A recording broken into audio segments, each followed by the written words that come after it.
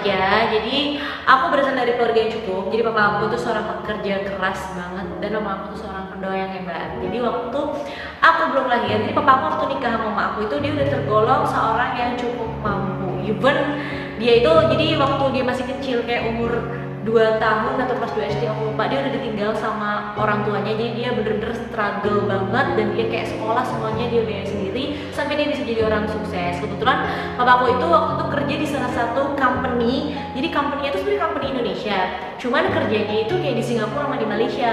Nah akhirnya suatu saatnya, aku ceritain secara singkat aja ya, suatu saat company ini bangkrut gitu. Jadi kan yang waktu awal papa aku nikah sama aku, dia udah punya rumah, udah punya mobil, kayak udah survive gitu deh. Nah si company ini bangkrut. Akhirnya aku dulu kan waktu masih kecil tuh kayak aku tinggalnya tuh di kota Gresik dan di Surabaya. Akhirnya kita memutuskan untuk pindah gitu. Aku ingat waktu aku TK mau masuk SD deh kalau nggak salah. Jadi tuh kita pindah semuanya ke Malang dan itu bener-bener ngerintis dari nol lagi. Dan di situ kayak papaku buka usaha tekstil. Nah akhirnya struggle kita mulai lagi nih, keluarga kita mulai membangun lagi bener-bener dari nol banget. Nah dari situ aku udah mulai tahu nih kalau aku punya bakat. Kayak misalnya waktu aku SD itu, kalau kalian teman-teman aku SD pasti pada tahu. Jadi kayak aku tuh udah bisa mulai bantuin jualan. Kayak kalian tau gak sih orang memotong kain yang langsung srek kayak gitu, itu aku udah bisa yang langsung crack kayak gitu tuh bangga banget. Dan kayak waktu ada orang yang datang dia mau beli, kadang kan aku sama mbak aku misalnya dia lagi waktu masih sholat kayak gitu, aku yang jaga itu sholat kayak nanya, yang jual mana orang tuanya kayak gitu-gitu. Dan mereka mungkin kayak kaget gitu, ha serius nih bocah bisa jualan, bisa banget aja kayak oh my god, I'm proud of myself. Jadi aku bisa dan aku dapat sharing banyak juga dari situ. Sebenarnya itu cuma belajar tapi hari keterusan, jadi ada jiwa bisnisnya. Terus aku jualan kayak binder ke teman-teman aku sekelas aku. Hai teman-teman aku yang SD, yang makasih yang benar-benar beli binder aku waktu itu. Dan di situ aku udah mulai ngerasa kayak papa aku tuh tipe mendidik aku yang sangat keras banget. Jadi aku nggak gampang untuk mendapatkan suatu barang, apalagi sifatnya barang mahal. Bahkan kayak misalnya papa aku tuh pernah bilang sama aku kayak gini, kalau misalnya kamu butuh sesuatu yang yang dikabulkan adalah kebutuhan primer, itu sebenarnya bukan berarti mereka pelit. Dulu aku sempat mikir kayak buset deh, pelit banget kan, namanya anak kecil kan kayak males kan kalau misalnya dibeli apa-apa nggak dibeliin, kayak harus minta-minta tuh nggak suka gitu. Dan akhirnya pada saat itu aku kayak inget banget aku punya sepatu waktu itu kenaikan kelas, tapi sepatu aku tuh emang dibeliin sepatunya agak bagus. Jadi kamu tau gak sih sepatu Tomkins itu, aku saking frustrasinya gara-gara tuh sepatu nggak rusak dan nggak dibeliin, aku gunting dong sepatu itu. Supaya itu kenakalan dan kejahatan aku waktu kecil. Tapi kayak, dan akhirnya aku dibeliin, terus dia kayak ngomong ini sepatunya digunting ya karena ini gak mungkin rusak, karena soalnya bener-bener kuat banget. Dan dari situ aku belajar kalau misalnya kamu pengen sesuatu yang lebih, pengen handphone, pengen apa, ya kamu kerja. Dan dari situ akhirnya aku mikir, oh yaudah deh, kayaknya aku kan punya passion waktu itu kayak di nari, terus di catwalk, jadi MC. Waktu SD aku udah mulai nih ikut-ikutan lomba. Jadi waktu itu aku minta duit ke mama aku. Jadi kan awalnya tuh kayak aku minjem deh kayak gitu, tapi orang tua kan pasti nggak ngasih ya, kayak dikasih aja. Tapi aku tuh udah mulai mikir kayak aku harus minjem biar aku ada pressure untuk kembaliin. Di situ aku udah minjem tuh daftaran kayak 50.000, 100.000. Dan aku mulai ikut tuh lomba-lomba. Pertama sering banget kalah, sampai akhirnya aku ngerasa buset kok gue bego banget ya nggak kayak teman-teman aku. Tapi akhirnya aku mau tuh, aku latihan, aku ikut kayak les catwalk gitu. Dan akhirnya setiap perlombaan alhamdulillah aku selalu menang terus, dan itu piala aku banyak banget. Di situ kayak aku kadang pendaftaran lomba 50.000, aku dapat duit tuh kayak 500 sampai 1 juta, tergantung nih juara berapa, nyanyi, nari dan lain-lain. Tuh kayak udah seneng banget bisa menghasilkan uang sendiri kan. Dan di situ udah tuh keluarga aku mulai survive sampai akhirnya aku SMP, masuk SMA itu udah nih keluarga aku udah baik-baik aja, semuanya aman, kehidupan aku enak. Aku jatuh lagi waktu itu di saat aku SMA. Di saat aku SMA tuh bener-bener namanya musibah datang kembali. Jadi kayak aku sempat ngedrop banget, kita semua sempat ngedrop gara-gara aku tuh pernah kan, jadi kayak temen aku tuh lagi kecelakaan, aku nganterin dia, jadi aku lagi di rumah sakit tuh posisinya, aku lagi di rumah sakit. Terus mama aku nelfon kayak, halo Sar, jangan pulang. Emang kenapa jangan pulang? Rumah kita dikepung. Hah? Dikepung? Dikepung kenapa? Maksudnya kan aku bingung juga kan, kayak aku posisinya temen aku lagi operasi juga waktu itu, dia kecelakaan. Terus aku kayak gak boleh pulang, itu pikiran aku udah kemana-mana. Iya kita dikepung, rumah kita mau dibakar. Aku langsung kayak oh my god, sumpah ini apa lagi. Sumpah kalian pasti sahabat-sahabat aku yang SMA pada tahu cerita ini. Jadi tuh kayak ada permasalahan apa ya, bisa dibilang jadi kayak gitu-gitu deh, sampai akhirnya itu bener-bener rumah aku itu dikepung. Adik aku juga waktu sakit, jadi adik aku sakit yang bener-bener sampai orang tua aku nggak bisa kerja. Di situ kondisi ekonomi kita bener-bener yang drop banget, sampai aku ingat banget aku kuliah itu kadang kayak gak ada duit saku, dan aku posisinya kan emang udah kebiasa untuk apa ya, belajar mandiri, walaupun emang pada saat SD itu aku tetap pasti minta uang orang tua, cuman aku udah mulai kayak jualan. SMP aku udah ikut-ikutan lomba yang aku bisa saving money sendiri gitu, dan akhirnya disitu aku mikir, wah kayak gini gue nggak bisa nih kayak gitu terus. Akhirnya aku ngisi tuh, aku MC, terus habis itu aku juga jadi model pemotretan kayak gitu-gitu, kayak katalog baju lah. Terus habis itu di situ aku juga kayak ikut salah satu stasiun televisi gitu, jadi aku ngisi-ngisi kayak apa ya, jadi talent mereka. Mungkin dia masuk Candy, tau gak sih, gula kapas. Nah itu udah, akhirnya aku langsung kayak wow, kayak ini seru juga kalau misalnya gula kapasnya itu kan emang old style gitu, tapi misalnya dikemas jadi yang baru tuh kayak seru. Ya udah, akhirnya aku mikir, karena model aku yang nggak terlalu banyak pada saat itu, jadi aku mikir ya udah deh aku ajakin si abang-abangnya ini ya, Pak mau nggak kalau misalnya Bapak kerja di saya dulu. Aku inget banget namanya Pak Baidi, ini ada fotonya.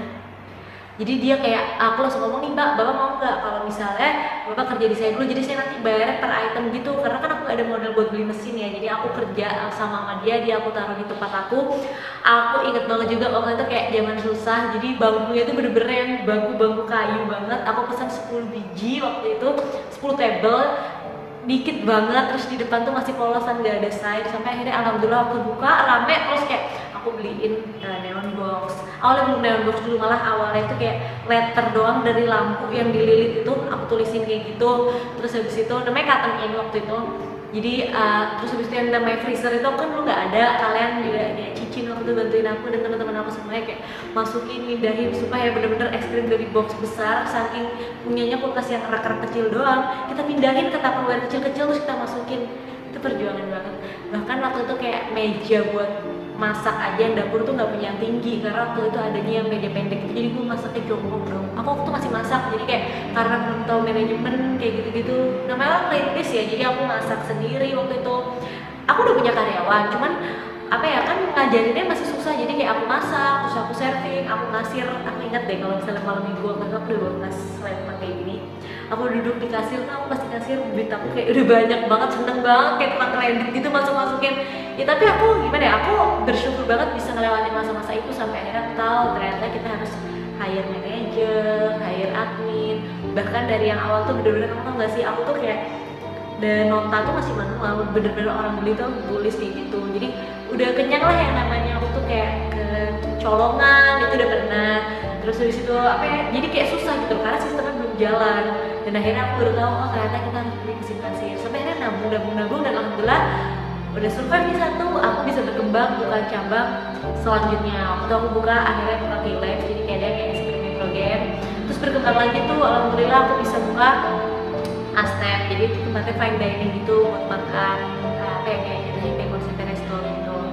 Terus habis itu aku sempat buka juga apa ya, Hungry Up waktu itu, jadi tempat makan yang kayak salah satu brand besar gitu. Jadi dia tuh kayak di apa ya, di sizzling gitu loh kalau makan, diaduk-aduk gitu. Terus akhirnya setelah itu aku juga buka dan kerja sama Rahel. Waktu itu kita partneran bikin Taichan yang ada di Surabaya. Terus habis itu setelah itu juga sama Arif mie Bangcat. Terus sebelum mie Bangcat tuh ada lagi nih, aku bikin ini nih produk, jadi hair repair gitu buat rambut. Dia tuh memperbaiki kerusakan batang rambut. Terus setelah itu ada K-Glow, jadi K-Glow itu lotion sama Ricis, kayak dia tuh bisa mutihin gitu, lotionnya bagus banget ya, kalian harus beli. Terus setelah itu aku bikin SS Holding nih, jadi kan aku ngerasa kayak alhamdulillah udah ada beberapa brands yang berjalan, kayak udah ada cabang-cabang, dan aku bikin company namanya SS Holding gitu. Jadi kayak itu perjalanan kisah karir aku. Sebenarnya lebih banyak lagi masih yang susah-susahnya. Aku inget banget sih waktu itu kayak ini bener-bener dukungan 100% dari orang tua aku tuh, kayak semua pasti tandanya kayak Kak, modal dari orang tua dan lain-lain. Sebenarnya kalau orang ngomong kayak gitu tuh aku udah kayak nggak bisa sakit hati, ngerti nggak sih, kayak ya udahlah orang ngomong apa terserah. Padahal aku bener-bener dari nol banget, from zero to hero. Teman-teman SMA aku pada tahu semua gimana perjuangan aku meniti karir sampai di titik seperti ini. Jadi kalau kalian tuh selalu mikir kayak ya iyalah kasarnya background aja dan lain-lain, itu salah besar. Karena aku ngerasain banget namanya nggak punya duit dan ada di bawah banget, itu aku pernah ngerasain. Tapi aku percaya kayak ketika usaha aku bisa maksimal, itu semua itu akan apa ya, akan terwujud gitu. Sebenarnya nggak cuma usaha sih, tapi berdoa. Dan ini aku kasih tips banget nih, orang tua, ketika kita ke orang tua itu benar-benar harus berbakti banget, karena aku ngefek banget ya, kayak setiap apa ya goals yang aku impikan itu tercapai, aku tuh selalu berpikir bahwa doa mama aku tuh lagi didengar gitu di situ sama Allah. Jadi aku kayak seneng banget gitu. Itu tuh aku bener-bener merintis dari yang kayak aku inget banget ya awal kali aku karya pertama aku udah bisa beli mobil, waktu itu mobilnya Swift, terus aku udah bisa beli apartemen.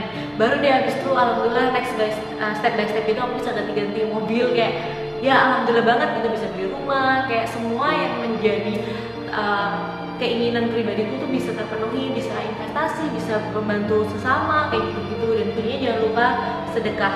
Tapi goals yang paling aku seneng adalah kayak aku nggak cuman bisa beli buat diri aku sendiri gitu, tapi aku bisa ngaduin adik aku waktu itu mobil, terus mama aku. Dan yang paling bikin aku bahagia banget baru tahun kemarin banget Desember, aku bisa ngajakin orang tua aku umroh. Jadi kayak aku seneng banget sih, kayak apa ya, doa-doa mereka selama ini itu mungkin yang bisa menjadikan aku juga seperti ini. Di sisi lain aku berusaha dan bekerja keras, kayak jangan lupa sama orang tua. Itu yang apa ya, dia yang berbakti deh, kalau kalian bisa punya rezeki lebih ya kasih deh mereka gitu, dan jangan lupa sedekah.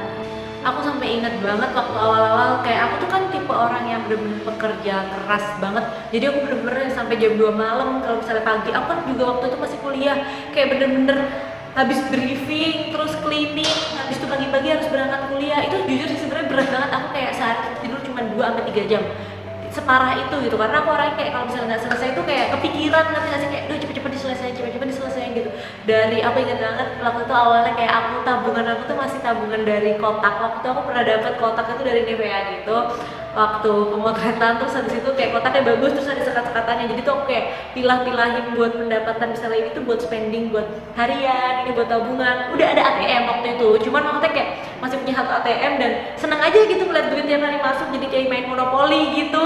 Sampai ya alhamdulillah banget ya aku sampai bisa di sisi kayak gini. Jadi awalnya yang kayak aku masih kerja tuh masih di meja kasir, bahkan ya enggak sih, di tempat aku kerja bukan meja kasir sih, maksudnya kayak ya masih belum punya kantor lah waktu itu. Sampai akhirnya aku udah punya 2 kantor, alhamdulillah banget. Jadi kayak apa ya aku ngerasain deh step by stepnya kayak gimana. Mungkin aku juga masih banyak harus memperbaiki diri, kayak aku mau sih tetap apa ya, tetap menyemangati diri aku sendiri, pengen upgrade, selalu pengen upgrade banget. Karena gimana ya, namanya kita jadi manusia tuh kayak nggak boleh cepet puas, tapi bersyukur itu harus gitu. Jadi kayak biar tetap upgrade, tapi kita juga harus lihat ke bawah untuk bersyukur. Kayaknya itu sih sebenarnya tips dari aku dan cerita aku. Mungkin kalau misalnya kalian pengen tahu lebih detailnya lagi, kayak gimana sedalam-dalamnya lagi, kalian bisa komen di bawah. Kalian mau nanya apa dan kalian pengen tahu tentang apa sih dari aku, terus pengen bikin video apa lagi, aku bakalan jelasin sejelas-jelasnya sama kalian. Kalau misalnya video ini kurang jelas, aku bakalan bikin lebih jelas lagi mungkin part 2-nya. So jangan lupa guys buat subscribe dan like video aku, nah biar aku lebih semangat lagi bikin videonya. Thank you so much for watching. Jangan lupa buat kalian semua semangat dan jangan pernah merasa paling drop sendiri, karena banyak banget orang-orang yang ngedrop, contohnya aku, tapi aku bisa bangkit.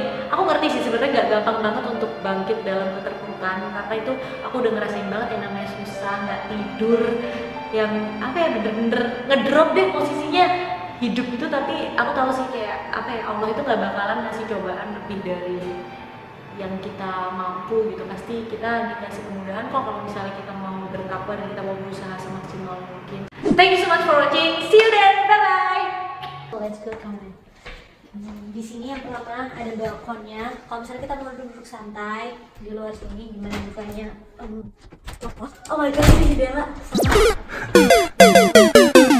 Ini ada main roomnya, ini kamar yang pertama. Jadi di sini ada mobilnya ini, dia pertanyaannya sih ada mobilnya. By the way, kalau misalnya di luar negeri tuh kayak itu penghangat ruangannya gitu loh.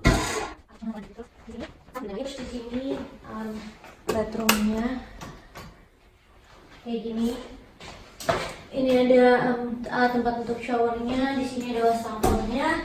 Di sini ada mesin cucinya. Di sini storage untuk kayak pembersih kamar mandi dan macam-macamnya. Bisa lihat ada sini. Terus di situ ada hair dryer dan lain-lain. Di sini backupnya kalau misalnya udah harus apa sih?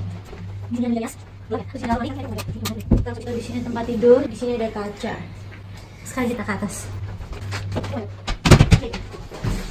Di sini ada living room. Jadi kalau misalnya kita mau santai-santai duduk di sini sambil lihat TV. Di sini tempat makannya kalau misalnya mau dinner atau bikin-bikin makanan. Terus di sini ada kitchen setnya. Jadi di sini tuh kayak ada tempat buat baby. Kalau misalnya punya bayi, di sini ada box bayi. Terus ada baby chair juga. So room tournya udah selesai. Sekarang aku udah ada di depan Stephen Cathedral. Jadi di sini itu the most visitnya kalau misalnya kita ke Austria, tepatnya di Vienna. By the way, di Vienna ini juga terkenal sebagai kota musik dan juga dinobatkan sebagai kota wisata terbaik. Tapi emang keren banget. By the way, di sini tuh kayak apa ya? Semacam alun-alun gitu. Jadi banyak banget pusat perbelanjaan, terus orang-orang jual souvenir, terus barang-barang branded itu ada semuanya di sini. Dan kalau misalnya kalian jalan-jalan ke sini tuh kayak udah lengkap semuanya.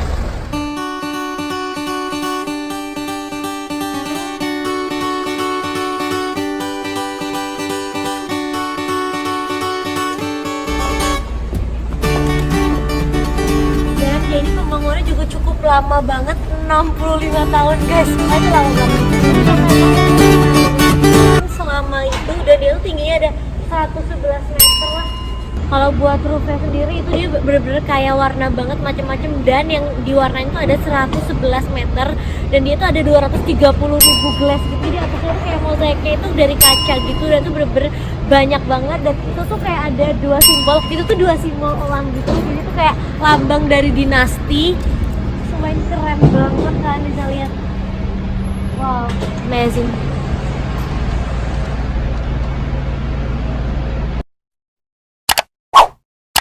Sekarang aku lagi ada di Amhof. Jadi dia ada kayak market gitu, dia jualan barang-barang vintage. Ini letaknya persis di depan Park Hyatt Vienna. Jadi kalau misalnya pengen makan bratwurst atau misalnya daging on something, terus barang-barang old, dan saya lihat di sini vintage banget semua. Ini kayak apa sih, kayak pasar lowak bukannya? Di dekat Amhof ini banyak barang-barang branded yang high-end brand gitu, kayak misalnya ada Hermes, ada Chanel, ada LV, terus ada Dior, ada jam tangan Rolex, Patek Philippe, dan Chopard, macam-macam deh. Pokoknya kalau kalian mau itu kesini di daerah dekat Amhof itu udah full semuanya, ada YSL juga, pokoknya lengkap di sini kalau misalnya kalian mau belanja.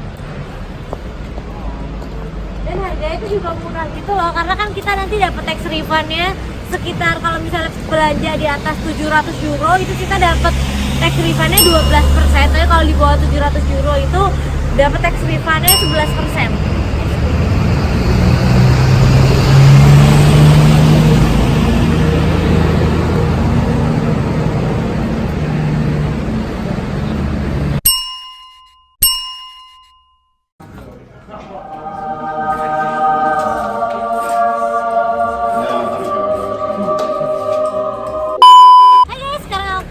Di Maria Hilfer. Jadi kalau di sini tuh juga sama pusat perbelanjaan, cuma kalau di sini tuh pusat perbelanjaannya itu yang kayak middle brand gitu, banyak sneaker, terus banyak baju-baju dan lain-lain. So aku lagi di depan Kunst museum, namanya Kunstler apa gitu, dan di depannya sini di sebelah sini ada museum kuartir. Kalau di sebelah sini juga ada natural museum gitu. Jadi di sini tuh banyak juga, kalau misalnya kalian mau beli tiketnya itu kan bisa beli. Jadi kayak di dalam itu ada hewan-hewan kayak dinosaurus dan macam-macam. Dan itu tuh kayak koleksinya tuh udah hampir 250 tahun yang lalu. Di sini juga ada taman, kalian bisa duduk chill sambil bawa makanan, tapi kalian nggak boleh bawa anjing karena kalau misalnya di sini anjingnya nggak boleh masuk. Bener-bener kota musik super duper keren.